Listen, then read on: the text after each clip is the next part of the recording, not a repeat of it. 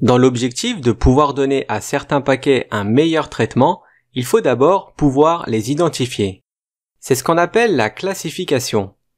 La classification peut se faire de plusieurs façons.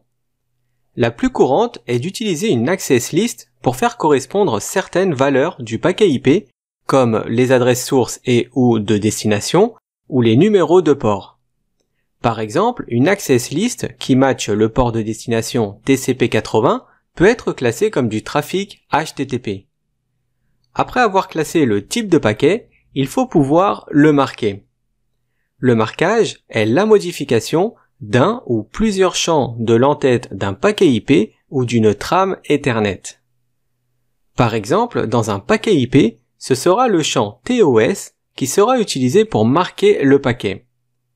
Et dans une trame Ethernet, comme ils n'ont pas de champ TOS, le marquage se fera dans le champ tag qui est déjà utilisé pour marquer les trunks et les VLAN.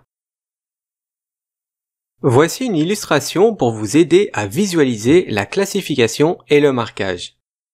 Sur cette topologie, nous avons un commutateur, un routeur, un téléphone IP et un PC.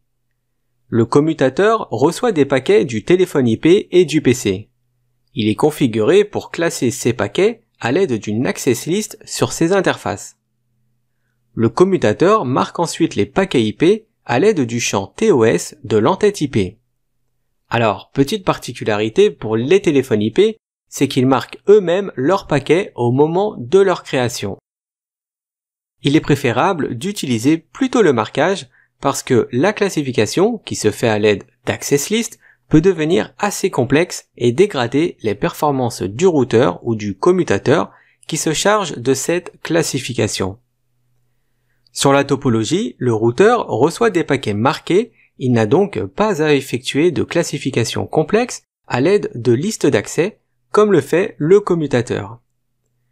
Un autre outil très utile pour la classification est NBAR. C'est un outil qui est capable de détecter les applications du trafic réseau en cédant du contenu des paquets IP.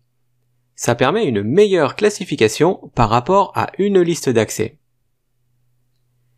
Chaque équipement réseau utilise la mise en file d'attente. Lorsqu'un routeur reçoit un paquet IP, il vérifie sa table de routage, choisit l'interface de sortie à utiliser, puis tente d'envoyer le paquet. Mais lorsque l'interface choisie est occupée, alors le paquet est placé dans une file d'attente en attendant que l'interface soit disponible. Cette règle de mise en attente d'un paquet IP sur un routeur s'applique aussi sur les switches avec les trames Ethernet.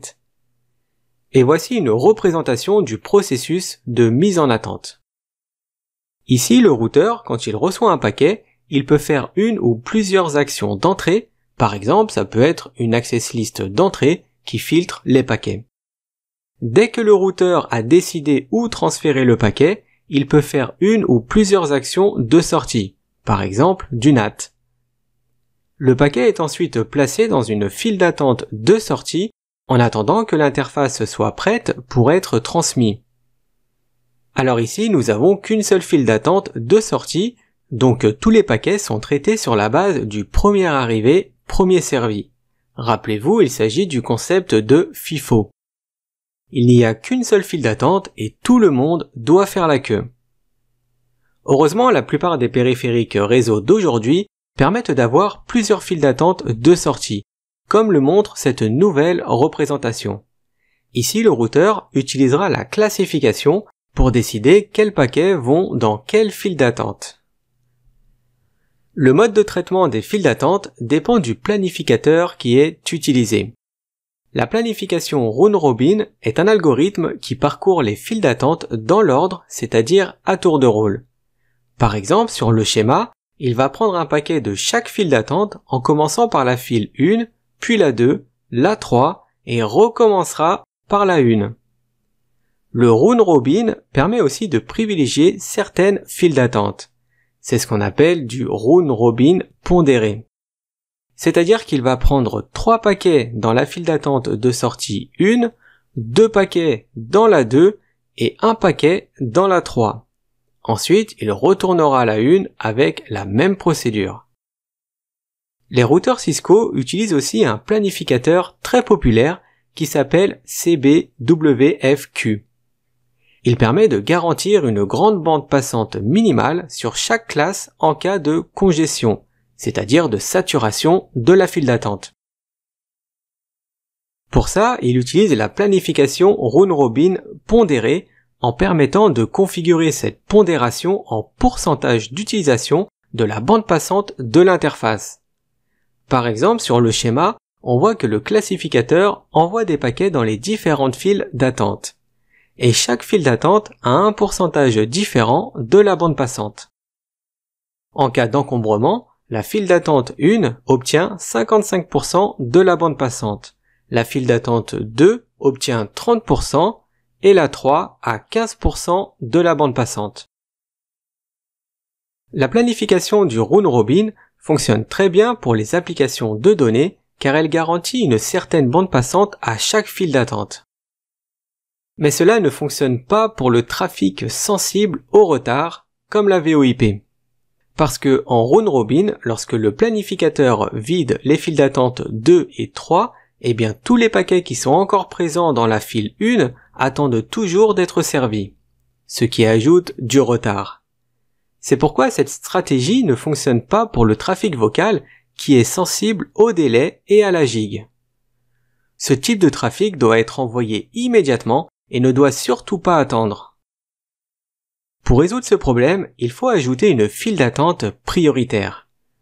Sur le nouveau schéma, on peut voir que la première file d'attente est maintenant rattachée au processus LLQ. Chaque fois qu'un paquet est ajouté à la file d'attente de sortie 1, il est immédiatement transféré et toutes les autres files d'attente doivent attendre. Alors il est important de fixer une limite à la file d'attente prioritaire car sinon il est possible que le planificateur soit tellement occupé à transmettre des paquets à partir de la file d'attente prioritaire que les autres files d'attente ne soient jamais traitées. Et lorsque les files d'attente sont saturées, eh bien les paquets sont directement supprimés. Le fait de prioriser une file d'attente ajoute un autre problème. Imaginez maintenant que vous ayez tellement de trafic vocal que ça sature la file prioritaire. Eh bien les paquets en surplus seront aussi supprimés, ce qui affecterait énormément les appels vocaux. Ce problème peut être résolu en amont directement sur l'EPABX avec une fonction qui contrôle les appels et qu'on retrouve dans les paramètres du serveur de téléphonie sous les initiales de CAC. Cette fonction qui se règle directement sur l'EPABX permet de limiter le nombre d'appels simultanés. Par exemple, si on le configure à 15 appels vocaux simultanés, eh bien le 16e appel recevra une tonalité d'occupation ou bien sera redirigé vers la ligne téléphonique traditionnelle, c'est-à-dire celle du réseau commuté.